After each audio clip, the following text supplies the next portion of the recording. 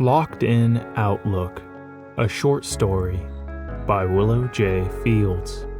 Read to you by the author. Woomph. She pressed the reset button, pulled the lever. Woomph. She pressed the reset button, pulled the lever. Woomph. She pressed the reset button and wiped at her brow with the sleeve of her brown coveralls. Then she pulled the lever. Clang! Julia looked down, reeling her attention in from the far-off netherworld her monotonous work had pulled it to. The sheet metal slab on the conveyor before her was off its mark. The large hydraulic press she operated had slammed against the exposed butt plate, leaving the slightest of impressions in the cast iron of the heart-shaped stamp her station was equipped with. That wasn't good. Now the cutting edge on the stamp was dulled, and she'd have to file for a replacement at the end of her shift. Her supervisor, George, was definitely going to write her up for that offense. She had little time to revel in her dread as the conveyor belt in front of her continued its jerky locomotion. Steadily, it brought more plates of sheet metal for her to cut into clamshell-style heart shapes. Julia didn't like her job. In fact, she had already scheduled several interviews with her neighborhood HR department so she could file for a new position. She was hoping maybe somewhere nice, like a fulfillment center. But she knew that was ambitious. She had yet to hear back from any of her neighborhood reps. It could be months till she was allocated a new position, but she had a little credit tucked away. She could survive the wait without her current job, for a time at least. She had already considered quitting the factory, but if it didn't work out, she'd have to move back in with her sister. And if her sister said no, Julia would have to ask her brother, and she most certainly didn't want to live with him.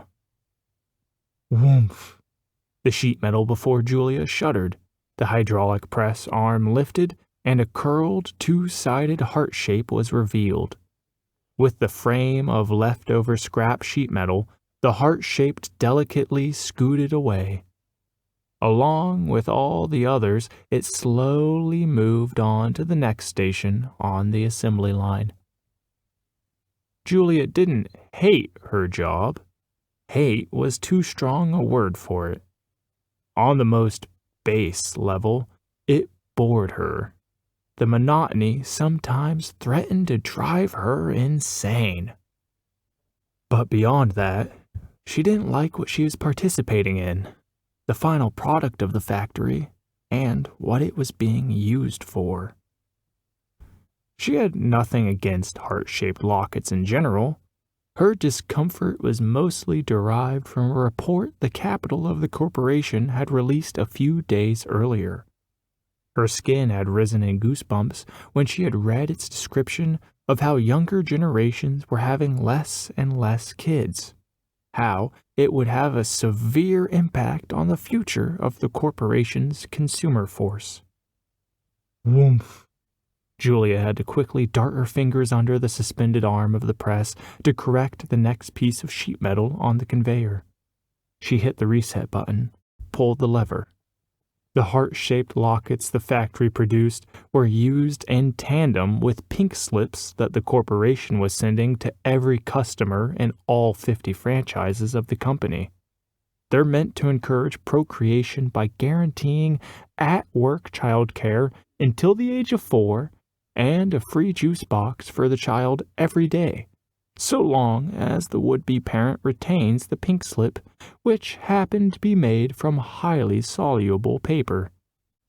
The lockets, constructed entirely of long-lasting durable stainless steel, albeit of a very thin gauge, were meant to be symbolic, to both remind the recipient of whatever family heirlooms they had been given as a child, and also to remind them of how much the corporation truly cared about its customers.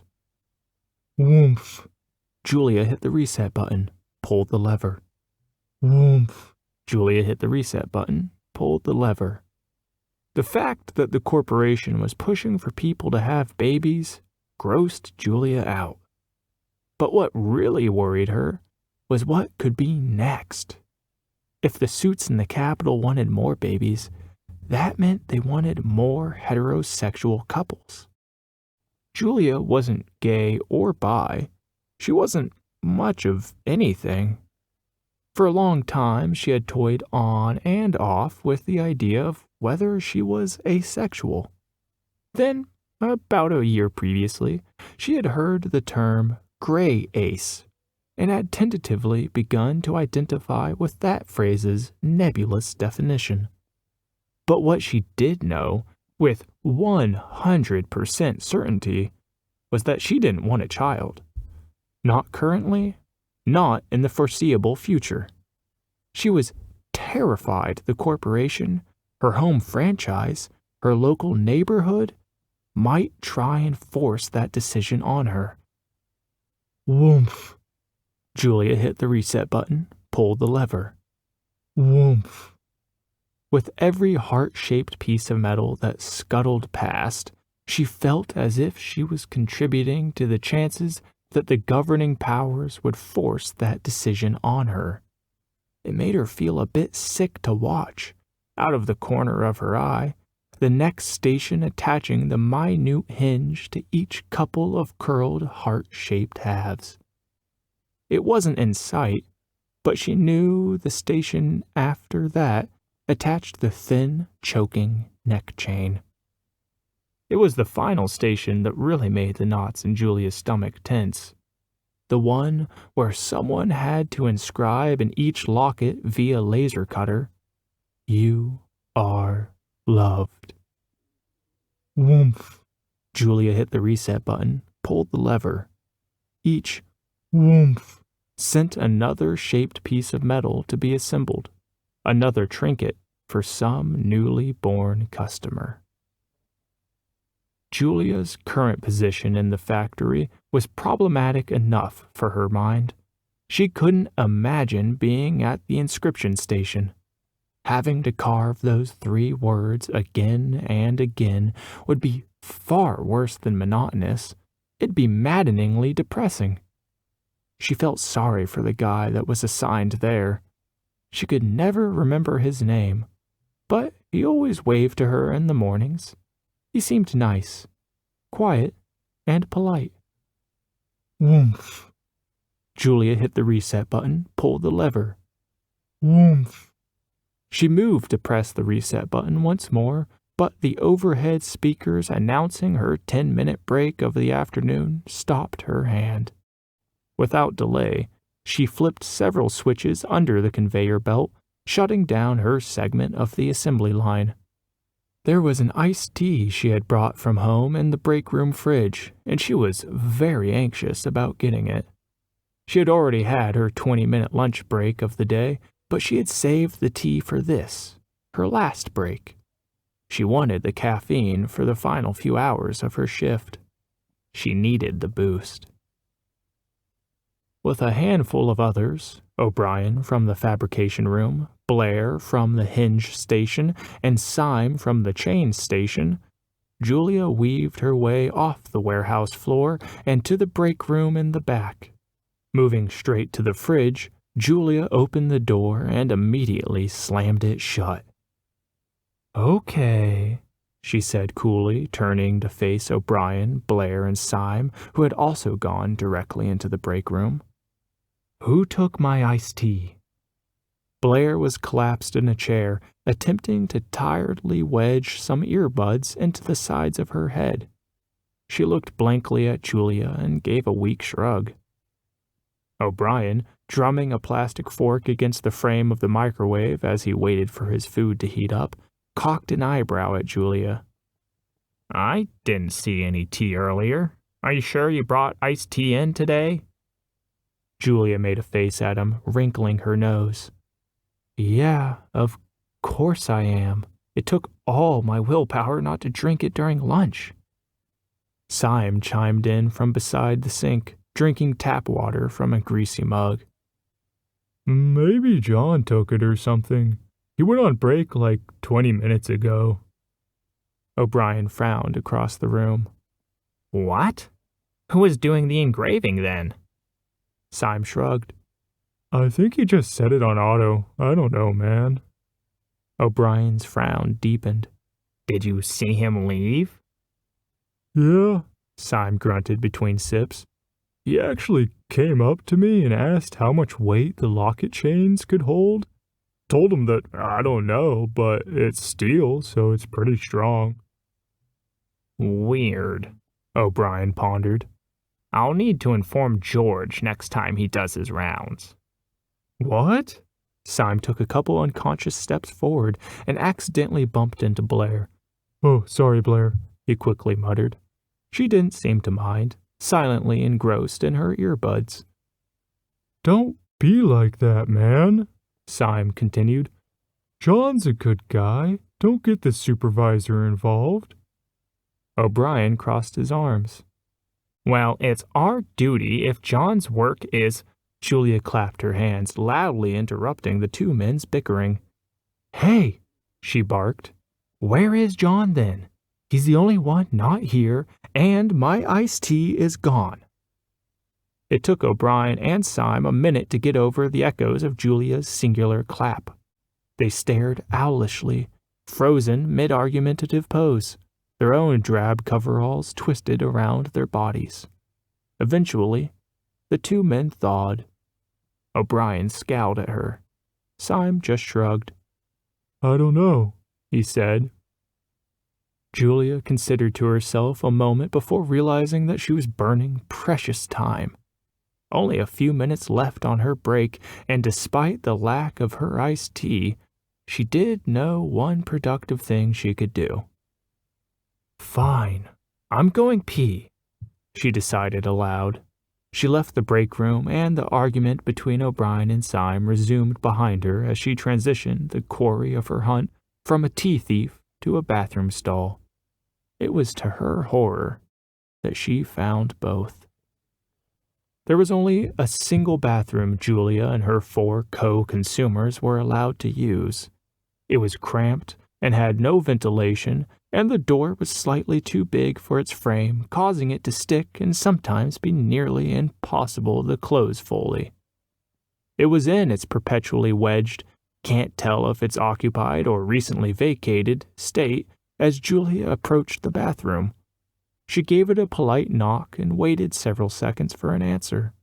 As no reply was forthcoming, she wrapped both hands around the knob and gave the door a mighty tug. It burst open, and she staggered back a couple steps, then screamed. Hanging from a steel pipe that crossed the bathroom's narrow ceiling was John, the nice guy whose name Julia could never remember. His face was a deep purple, his eyes bulging, his tongue swollen. Wrapped around his neck were dozens of the heart-shaped lockets. He had interlaced the thin chain into a makeshift rope, but he hadn't removed the metal, cordate ornaments. Julia couldn't look away, and she couldn't stop the pee that suddenly dampened her crotch. Neither could she stop screaming. O'Brien, Syme, and even Blair, her buds ripped from her ears, came running down the hall and rushed up to Julia on the ground. Julia didn't know how she had gotten there. Had she fallen? Slipped on her own pee? Oh, man, John, Syme whispered, his hands clasped on top of his head, his eyes wide.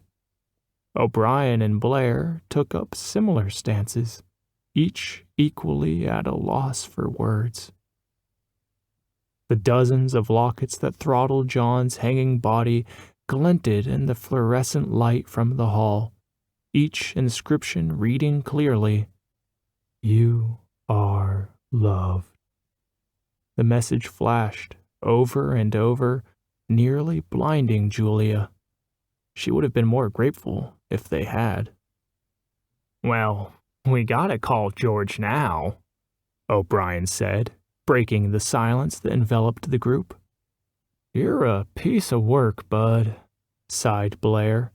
She then reached down and offered Julia her hand, helping her to her urine-soaked feet. "I'm gonna go call maintenance and security. Have fun with the supervisor," Blair said, and briskly started moving down the hall. She seemed anxious to have a reason to leave. Julia understood the feeling very well. As Julia watched the silhouette of Blair disappear around a corner, the overhead speakers blared the obnoxious klaxon that represented the end to their 10-minute break. Julia didn't move. She still had a hard time taking her eyes off the glittering noose John had used to end his life. "You are loved. You are loved. You are loved."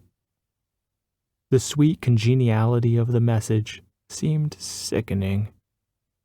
"All right, you two," said O'Brien, rubbing his hands together. "You both heard the bell. Break's over. I'm going to go use the office phone and call George. You both should get back to work." Syme and Julia shared an incredulous look. "Who made you the junior supervisor all of a sudden?" Syme demanded. Julia shook her head, and, as O'Brien was opening his mouth to bite back a stern reply, she raised her hands and said, "You know what? No. That's the last straw. You're the last straw." She pointed first at her dead co-consumer, then at the boot-licking O'Brien. "I'm done. I've made up my mind. I quit." O'Brien's face went slack. What? He spluttered. "You need to give notice. You need to tell George first." Julia continued shaking her head. "Nope. Don't care. I've had enough. John's dead, and you're telling me to go back to work? Not a chance. I'm done. I'm leaving before I wind up taking the same out he did." Julia jerked her thumb at the corpse in the bathroom. In the periphery of her vision, she noted that there was a clear plastic half-empty bottle of tea that looked very familiar, although she remembered it being full, positioned on the bathroom sink. She was mildly peeved that John hadn't finished it.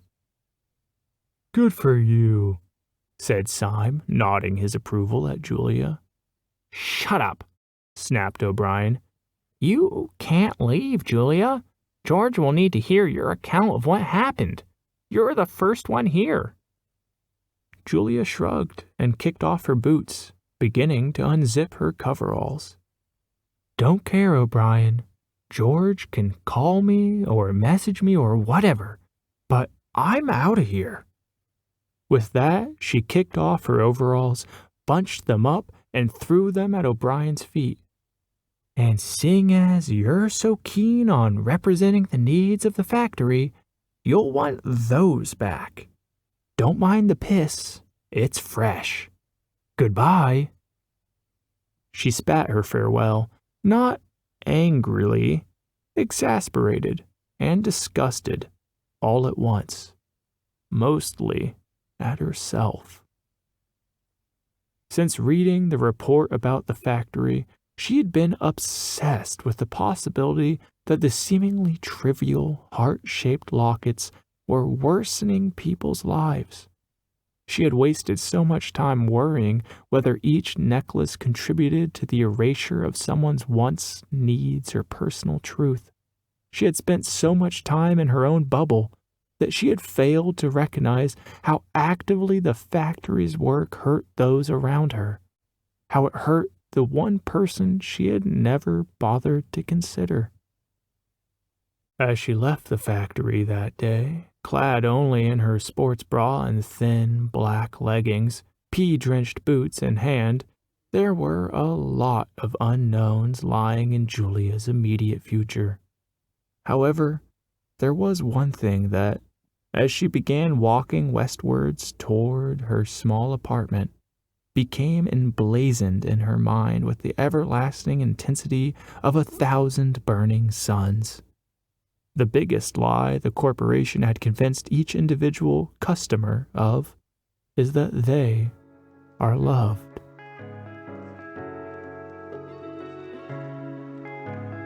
This has been Locked in Outlook, a short story by Willow J. Fields.